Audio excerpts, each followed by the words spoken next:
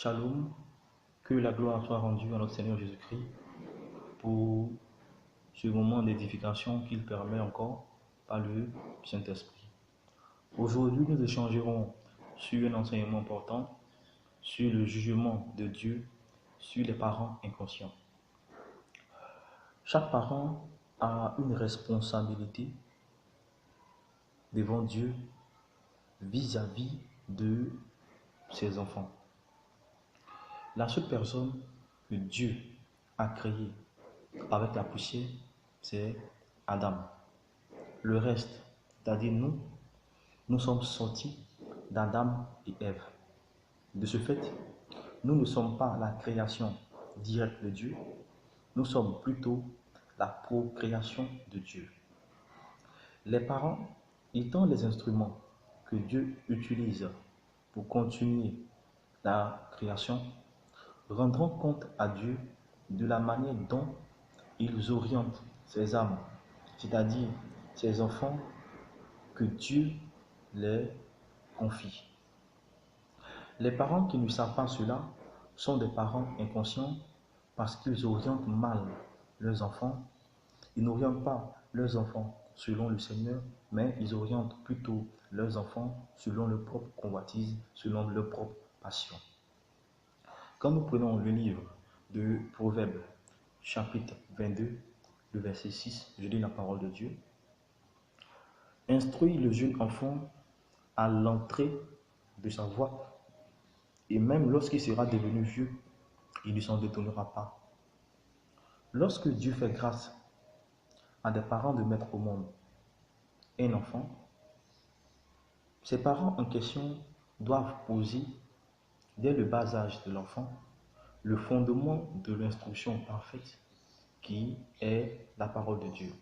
Ce n'est pas lorsque l'enfant gagnera en maturité que ce fondement-là doit être posé, mais c'est lorsque l'enfant est encore jeune que ses parents-là doivent poser ce fondement-là.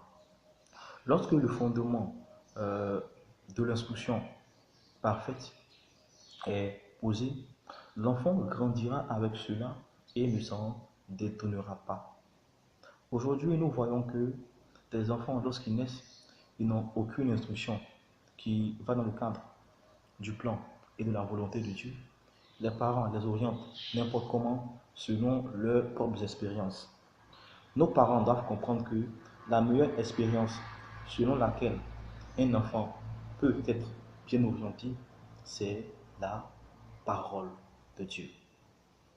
Quand nous prenons également le livre de Éphésiens, chapitre 6, le verset 3 à 4, la Bible dit, parents, n'héritez pas vos enfants, mais orientez-les selon le Seigneur.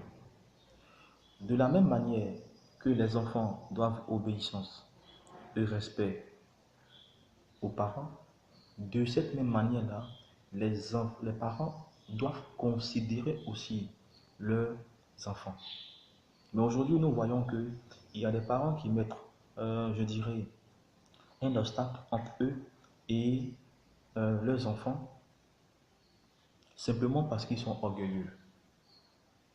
L'enfant en question, s'il vient vers son père et que son père ne l'écoute pas, celui-ci aura en lui un sentiment de rejet et il fera du n'importe quoi sans pouvoir, même si ce qu'il est en train de faire est mauvais, se confier à ses parents. Les parents sont, après Dieu, les premiers confidents de l'enfant. Si les parents ne sont pas, je dirais, comme des amis pour leurs enfants, ces enfants-là feront du n'importe quoi et ces enfants en retour ne pourront pas avancer, ne pourront pas évoluer selon le plan et la volonté de Dieu.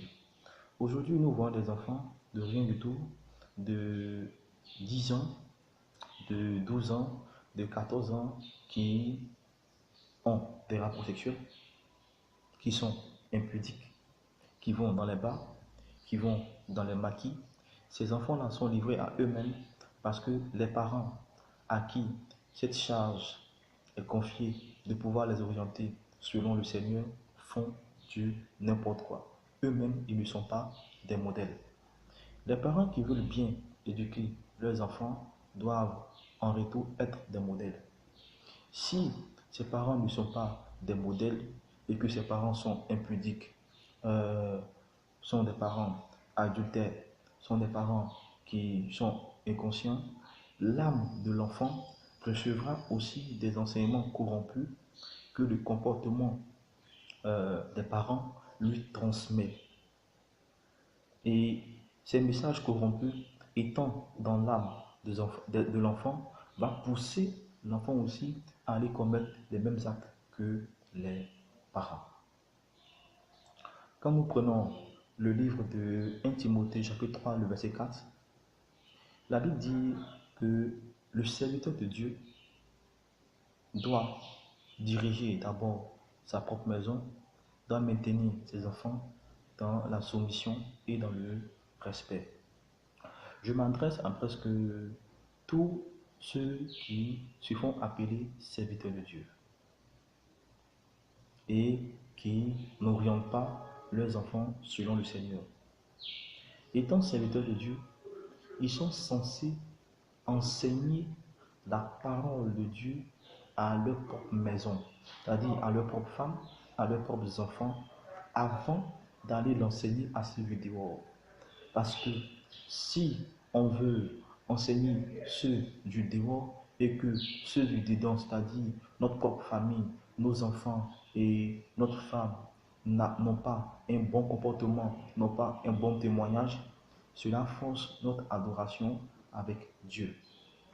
Aujourd'hui, nous voyons des serviteurs de Dieu qui encouragent leurs enfants à aller dans les maquis, à aller dans les boîtes de nuit, à être à la mode, et des serviteurs de Dieu qui achètent des vêtements, je dirais, bizarres pour leurs enfants, qui achètent, je dirais, des jouets bizarres pour leurs enfants. Mais quel est l'exemple que vous donnez à vos enfants? Sachez que vous serez jugé plus sévèrement que ces parents animistes, ces parents païens qui ne connaissent pas le Seigneur. Ils ont une responsabilité vis-à-vis de leurs enfants, c'est vrai, mais ils ne le font pas parce qu'ils sont ignorants. Mais vous, qui avez la lourde responsabilité d'orienter le peuple de Dieu selon le Seigneur, vous ne le faites pas pour vos enfants. Et aujourd'hui, on voit des enfants de pasteurs, de prophètes, je dirais, d'apôtres, d'évangélistes devenus des prostituées, faire du n'importe quoi. Et cela n'interpelle pas les parents. Que tous ces parents qui ont leurs enfants qui pratiquent ces pratiques obscènes, qui ne vont pas dans le cadre du plan et de la volonté de Dieu se répandent. Parce que ces parents-là, quoique eux-mêmes, ils seront jugés en fonction de leurs actes, ils rendront compte aussi à Dieu de la manière dont ils ont orienté leurs enfants. Parce qu'ils ont le devoir de poser un fondement qui est Jésus-Christ dans la vie de leurs enfants, mais ils font le contraire. On n'oriente pas un enfant selon ses propres expériences, comme je le disais, mais l'enfant est orienté selon la parole de Dieu, parce que chaque enfant qui naît a une mission à accomplir pour Dieu sur terre. De ce fait, tous les parents qui ne le font pas sont rebelles à Dieu. Et étant rebelles à Dieu, ils subiront le châtiment de Dieu dans leur vie. Les parents ne doivent pas orienter les enfants selon leur propre convoitise, selon leur propre passion. Aujourd'hui, on voit des parents qui sont médecins et ils veulent forcément que les enfants soient médecins. Mais est-ce que ce que tu veux pour ton enfant est forcément ce que Dieu veut pour lui? Non, je ne pense pas. Toi, tu veux qu'il soit médecin, mais